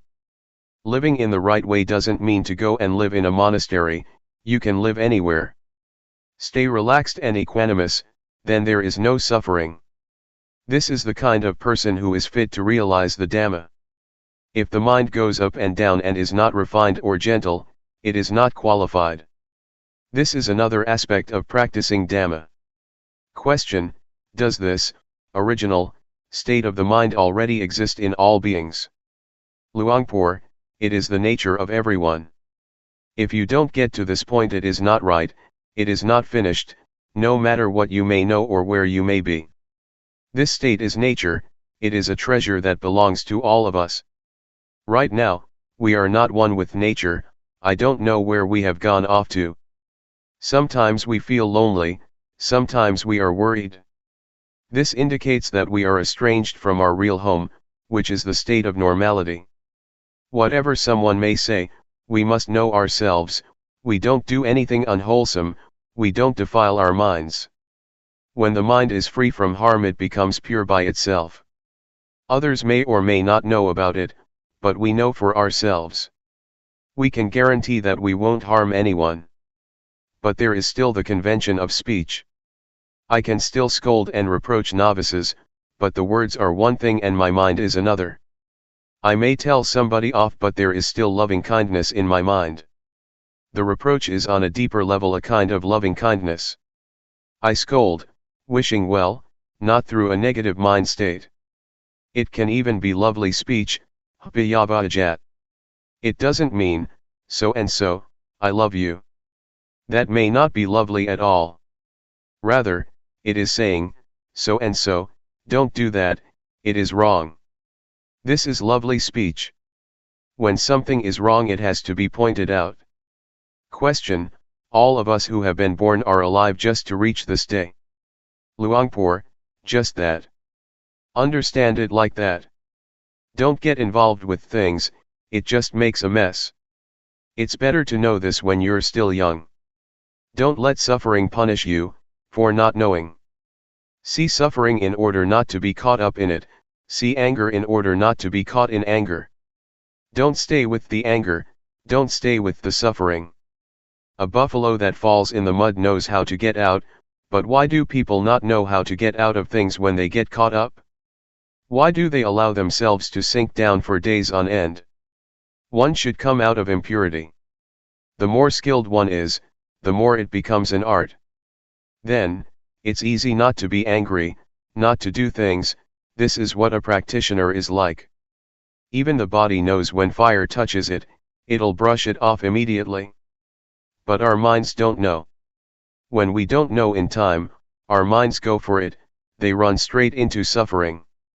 For example, when we think that anger is a good thing, when we feel good abusing, or killing somebody, the mood goes into the mind. It's like this chair. I'm sitting in it, and so nobody else can sit here. Question: in reality, we have been wandering around in order to come back to our starting point, our origin. It's just that we need different amounts of time, isn't it? Luangpor: yes, but those who don't know completely lose direction. They agree to be slaves to the whole thing. They let the defilements have tremendous power. In reality, defilements are nothing. There is no self in them. There is nothing powerful about them. When we know things as they are, the impurities line up to confess, no need to search for them. This makes us realize what convention is. We see that this is the suffering of Rupa, this is the suffering of Nama, this is the disease of Rupa and of Nama, the convention of Rupa and Nama. We are just the watcher, and they come and show themselves. When we have sharp eyes or wisdom knowledge, insight knowledge or awareness and wisdom, sathipanya, we will see. I don't talk from the scriptures, I talk from nature. I don't know what is written in the scriptures, but I would like to say it like this. When you feel uncomfortable, you don't have to suffer, not getting what one wants doesn't have to be suffering. You should view it like this. Whatever the body is like, there doesn't have to be suffering. Whatever feelings arise, there doesn't have to be suffering. This is because we change their direction, we take suffering as a lesson rather than a punishment. When we examine it, we'll see it crystal clear. We see it clearly from Rupa Nama, to the suffering of Rupa and Nama, to the disease of Rupa and Nama. Seeing, here, doesn't mean knowing intellectually or having a view about it, it is a real discovery, and the result is that conditions can no longer fool us. One has no more doubt, even if they arise 100 or 1,000 times. We see their nature, we use nature to understand things. We should be grateful for suffering and anger, because we have been their servants since we were small. Now that we see the disadvantages, we return these things to nature. Question: after you had final knowledge, you helped villagers with their way of living, you were active preserving the forest, and you went to teach meditation abroad. Did Luangpor Teean support you in doing these things, or did he want you to stay with him? Luangpor, he supported me. But the way I see it is that for those who go to the monastery, there is no problem. As for those who are not yet thinking to go to the monastery, I see them from another angle. The monastery where I stay, Sukatho Forest Monastery, Chayapam Province, may be different from what Sonamnai, the monastery where Luangpor Teean used to stay, close to Bangkok. Lots of people used to go to Sonamnai Monastery, that's good. At Wat Pa Sukatho, I helped the villagers. I established a center for children, because there was a need for it. At first I didn't teach Dhamma because the people there didn't understand me. In order for them to understand me, I had to live with them and prove myself. I found something to do, I can't be idle. To just teach Dhamma wouldn't reach them, I had to teach in another way. I taught the villagers to plant trees and care for nature. Sometimes I would help little children and poor people. Some people say that I should go and stay in Bangkok. Why do I stay in a forest like this? I think that there is no problem in Bangkok, people are already going to the monasteries. But what about those people who have no intention to go? It is necessary for them to come into contact with the Dhamma. And so, I use my life in this way. Question: it seems that it is more difficult where you are than in the city, because you have to struggle with people's ignorance. Luangpor, it's very difficult, I have to fight with people's views.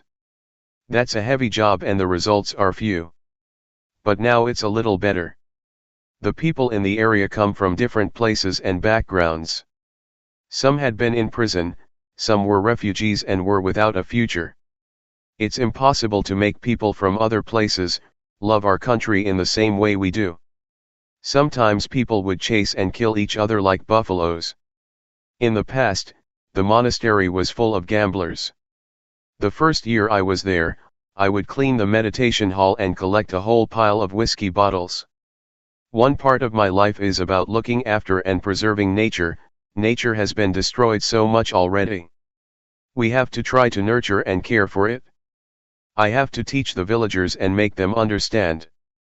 They have to realize the importance of nature and the forests. Another part of my life is to teach the Dhamma, to teach meditation.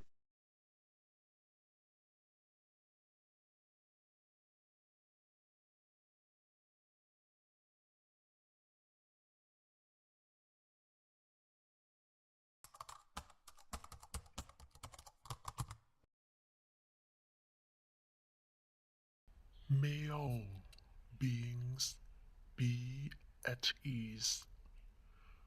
Whatever living beings there may be,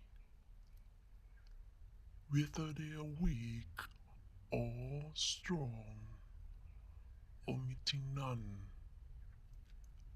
the great or the mighty, medium, short or small, the seen and the unseen,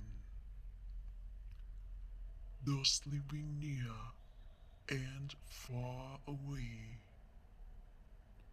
those born and to be born. May all beings be at ease.